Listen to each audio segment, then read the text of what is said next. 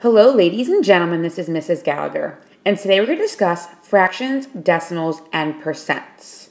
Now, we can convert a fraction to a decimal, and a fraction to a percent, a decimal to a percent, and a decimal to a fraction, and a percent to a decimal, and a percent to a fraction.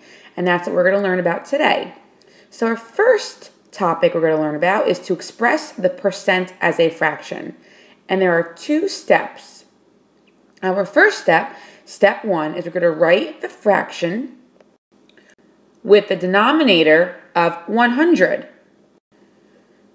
Then our second step is to simplify the fraction. So step two is to simplify the fraction. So now let's look at example one. It says 65%. And let's think about that. 65%. If you have a test grade and it's 65%, what is 65 out of? It's out of 100.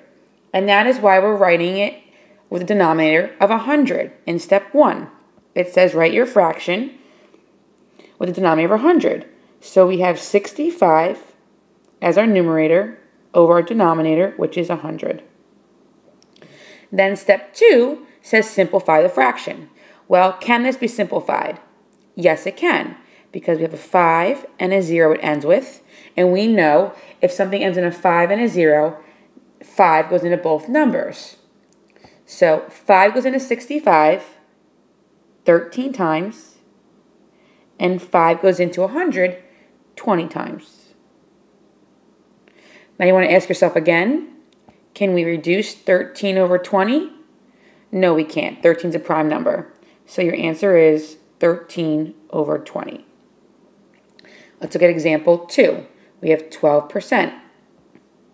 So we're going to put 12 as our numerator over 100 as our denominator. Now you want to ask yourself, can this be simplified? Yes, it can, because they're both even numbers. So since they're both even numbers, we know that 2 goes into both 12 and 100. But let's see if we can simplify this even further. What other numbers goes into 12? Well, we know 3 goes into 12 evenly, but does 3 go into 100 evenly? No, it doesn't. What else goes into 12? We know 4 does. 4 goes into 12 3 times, but does 4 go into 100? Yes, it does. 25 times. So we're going to put 4 into both numbers, which will give us 3 over 25. And can that be simplified any further? No, it can't. 3 cannot go into 25. So that is your final answer. So now let's look at example 3, our last example, 175%.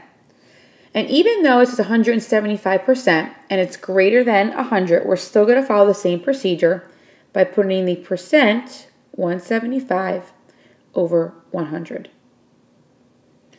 Our next step, step 2, is simplifying the fraction. Well, what number can both go into 175 and 100? That would be 25, and 25 goes into 175 7 times, over 25 goes into 100 4 times. Now, since this is an improper fraction, we want to make it into a mixed number. So we're going to take it a step further. So we have 7 over 4. 4 goes into 7 1 time. We have 3 left over, and the denominator stays the same. So your final answer is 1 3/4. So now what I'd like you to do is a you-try section. Please complete numbers 1, 2, and 3, and we will discuss it in class. Next, let's discuss expressing a percent as a decimal. We have 2 steps. Step 1, you want to move the decimal 2 spots to the left. So step 1, move the decimal 2 spots to the left. Step 2, drop the percent sign. So step 2, we're going to drop the percent sign. So let's look at example 1. It says 150%. And if we had to place a decimal in 150, it would be placed after the 0. So let's put a decimal there. And now it says move the decimal 2 spots to the left. So we're going to take that decimal, move it 2 spots, 1, 2, to the left, and insert it between the 1 and the 5. Now you don't need the 0 there anymore. You can get rid of the 0. And then the next step is to drop the percent sign. So if we had the percent sign there, we would eliminate it. So what's your final answer? 1.5. Let's look at number 2, 85%. Again, you're going to place your decimal where it would be after the 5, and you're going to move it 2 spots to the left. 1, 2, and insert it in front of the 8. So that will give us 0.85, and then we drop the percent sign, so our answer is 0.85. Now let's look at number 3. It says 0.35%. I'm actually going to rewrite this. 0.35%. Could have some room. So if you notice here, there's already a decimal, and we're going to move it 2 spots to the left. 1, 2. And insert decimal here. So now what do you notice? We have 2 empty spaces. And whenever you have an empty or a blank spot, you're going to insert zeros. So that's a key concept. So a key concept is you want to insert zeros when there is an empty spot. So now let's rewrite this. We have 0.0035. We drop the percent sign, and that is your final answer. So what I'd like you to do is the You Try section. Please complete numbers 1, 2, and 3, and we'll discuss it in class. Next, let's discuss expressing the decimal as a percent. And I like to call that D2P. D2P. And that means a decimal, move it 2 places to make it a percent. So D2P stands for you have a decimal, you move it 2 spots, and that becomes a percent. So in step 1, we're going to move the decimal 2 spots to the right. So we're going to move the decimal 2 spots to the right. Number 2, our second step, is to add the percent sign. So we're going to add the percent sign. So let's look at example 1. It says 3.71. So using D2P, decimal, move it 2 spots to make it a percent. So you find your decimal, which is right here, and you're going to move it 2 spots to the right, 1, 2, and that's going to give you 371, and you're just adding your percent sign.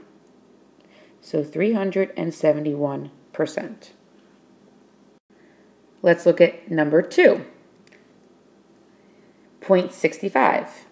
So again, find your decimal. You're going to move the decimal 2 spots, 1, 2. You're going to write 65, and then add your percent sign. So 65%. Now let's look at number 3. Find your decimal. Okay, you have 0.01. Again, you're moving it 2 spots to the right. Decimal 2%, D2P. Your decimal goes after the 1. So you have 1, and then you're going to add your percent sign. So you have 1%. So now what I would like you to do is the You Try section. Please complete numbers 1, 2, and 3, and we will discuss it in class. Our last conversion we're going to learn is expressing the fraction as a percent. Again, there are 2 steps. Step 1, we're going to divide the numerator by the denominator. So our step 1 is dividing the numerator by the denominator. And step 2, we're going to use D2P. We're going to make the decimal 2 spots to a percent. So step 2, we're using D2P. We're going to move the decimal 2 spots to make it into a percent. Let's look at example 1. In example 1, your fraction is 3 over 20, or 3/20. So your first step when you want to make the fraction into a percent is dividing the numerator by the denominator. So 3 divided by 20 is going to give you 0.15, 0.15. Now, if they just ask you to make the fraction into a decimal, that's all you need to do. You can stop here. But we want it as a percent. So your next step is you want to move the decimal 2 spots, 1, 2, to the right, which gives you 15, and then add a percent sign. So 15% is your answer. Let's look at number 2. You have 5 over 14, or 5/14. First step, you want to divide the numerator by the denominator. So 5 divided by 14 will give you, it equals 0.357. Again, if they just want a decimal, you would leave it here. But they're asking you for the percent. So you're going to move that decimal 2 spots, 1, 2, to the right. And that's going to equal 35.7, and add your percent sign, percent. So 35.7%.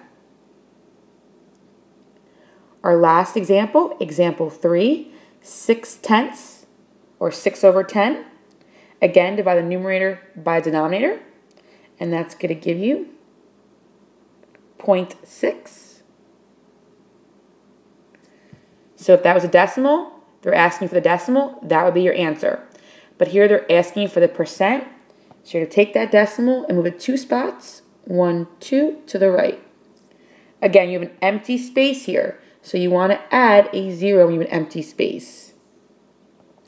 So your answer is going to be 60%, because you have to add the percent sign. So now what I'd like you to do is the you try section. Please complete numbers 1, 2, and 3, and we'll discuss this in class. Thank you.